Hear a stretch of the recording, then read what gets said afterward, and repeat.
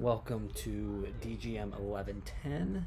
This is going to be our first Illustrator assignment, Ying creation. So for this assignment, we are going to be creating this Ying you see here. We will start with nothing, a blank canvas, and create this nice Ying. It's a good introductory assignment to get us comfortable with some of the basic tools in Illustrator. And get you just started in this new software program. So to start, we're going to actually go up to File, and we're going to create a new project to work in. This one, it doesn't matter necessarily what the details are, so I'm just going to go to Mobile, or I'll go to Web. I'll go to Web, and I'll just do a common web. That's going to give us a good sized area to work within. So once you've got that selected, let's go ahead and hit Create. And it will take a second, and here we go. We have a big canvas to work in. You'll notice Illustrator is very similar to Photoshop. You're going to have your toolbar here on the left, as well as an additional toolbar at the top. I'm going to be in Essentials Classic. So in this menu up here, you'll notice there's a lot of different options of layouts for your Illustrator. I'm going to be working within Essentials Classic, so if you want to be seeing the exact same layout as me, just make sure you've got that selected. And let's go into this. So we're going to be in our toolbar over here, and we're going to start with our Shape tool. If we right-click, your rectangle might be on top. Let's right-click and let's get our ellipses. Our ellipses is going to be our circle tool. And we're just going to make a big old circle here within the middle of our screen. Now we want it to be a perfect circle. To make sure those dimensions are locked in, we're going to hold down Shift as we create this circle, and that's going to create that perfect circle for us. If you don't have Shift held down, it can be all skewed. So let's hold down Shift and create just a big old circle to work with. And now let's center this circle up. So we're going to go back to our Move tool, or our Selection tool. Works very similar to our Move tool in Photoshop. And we're just going to kind of line this up in the center. Illustrator does a good job kind of snapping it into place for us, so you can kind of see where it naturally just kind of falls right there in the middle. And now that that's in the middle, we're going to create two more circles to start building our yin yang. So let's go back to our ellipses tool, and we are going to build a circle that's exactly 1/4 the size of this circle. And I'm going to show you how to do that right now to make sure it's the perfect size. When you hover over your other shape or your circle, you'll notice that we have a path, but that's really the outline of your shape. And so we're going to go along this path until we get to the very top, and you'll notice we'll hit an anchor point. So the anchor points are going to be the edges of your shape. In a circle, there's not really an edge, so it's going to be the top, the bottom, the right and left side. And once we have that anchor point and we're hovering over it, we're just going to click and drag to the right. And again, we're going to hold down Shift because we want it to be a perfect circle. And we're going to pull it over until it lines up exactly with this right edge. And you'll know when that happens because you're going to get this purple line that kind of stops you from going forward. I mean, you could go out further, but this kind of gives you that guide to know that you're right there against that edge. Once we have that purple line, we're just going to let go. And that's going to create a circle for us. It's the perfect shape that we want to work with. If it's not this size, you'll notice at the end of this project that it's not going to work out too perfect for us. So again, we've done that. We've created it. We're going to do the same thing here at the bottom. So we're going to go down to the path, find the anchor point, click and drag to the left. And same thing. We're going to go till we get that purple line to pop up, and we will let go. And that's going to give us these two shapes, these two circles that are kind of a little bit on the outside of our main circle. So let's go to our Move tool again, our Selection tool, and we want to line these two circles up so they're right in the middle of our big circle.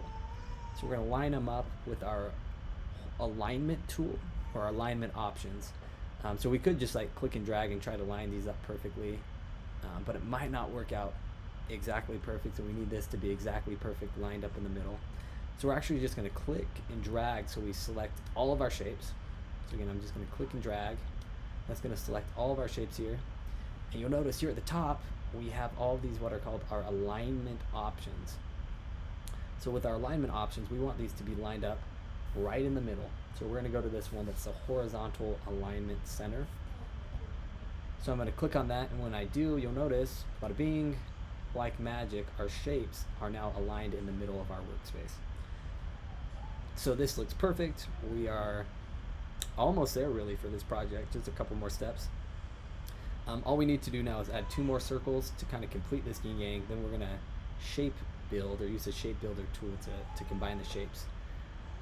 So let's create those 2 circles to go in the middle. We're going to go back to our ellipses tool.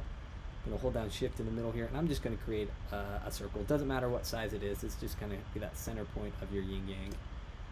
So that size looks good to me.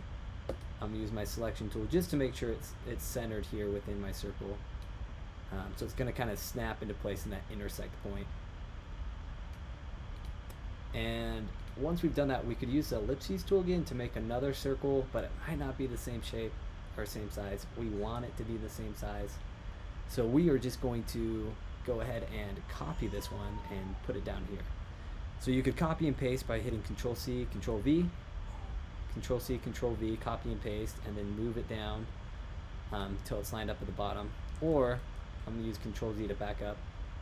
My favorite way, very similar to Photoshop, if you hold down Alt on a PC or Option on your Mac, you're going to get that little shadow behind your cursor. And we're just going to click and drag this down all the way until we've got it lined up in that center.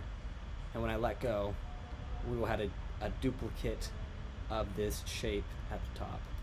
Again, to do that, I held down Alt on my PC or Option on my Mac, and I'm going to drag it down until I get that center. If you're using a Mac, you are smart. If you're using a PC, I apologize, but that's what you've got to work with. All right, now we've got that. We've got the base of our yin yang built. I'm on my selection tool again, and now all we need to do is combine a few of these shapes and change the fill, and we'll be done. So to combine the shapes, we are going to use our shape builder tool, which is going to be this tool right here. It might be under the live paint bucket or live paint selection, but let's go ahead and click it. You'll notice if we select it but we don't have any shapes selected, we're not able to combine or use this tool. So before we use it, you want to make sure you go to your selection tool, and again, we're just going to select all of our shapes by clicking and dragging over them. Once we have them selected, we can use our shape builder to go ahead and hover over these different shapes, and when we hover over them, you'll notice they get grayed out, and that's showing you which shape you are selected in. And if I hover over one and I click and I drag into another shape, like magic, when I let go, those 2 shapes now become one, and we have built a new shape using that shape builder tool. So I'm going to do that same thing over here. I'm going to click and drag to the right and let go. Boom. I've now got my yin yang built. Let me go ahead and use my selection tool. Notice I have this beautiful yin yang.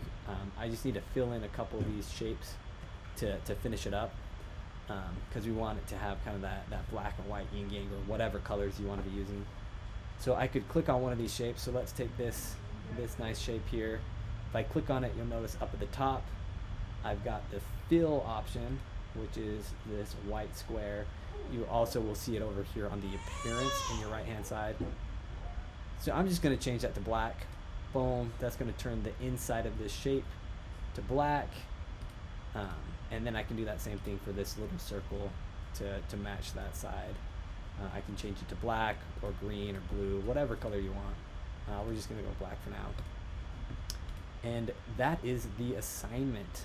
Once you've done that, you can go ahead and go up to File, and we're not going to save it as, you'll save it as the Illustrator file, but to get the compressed version, the JPEG or the PNG, you actually have to go to Export. So you'll save it as the Illustrator file to save this native file so you can go back and work on it. And then you'll actually turn in your compressed version. So we're going to do Export, Export As, and let's go ahead and say export it as a JPEG. And once we've got that exported and you've put it in the folder that you want it to be saved into, you hit export and you will hit OK, and go ahead and upload that to Canvas, and you are done with this first project. Good work, team.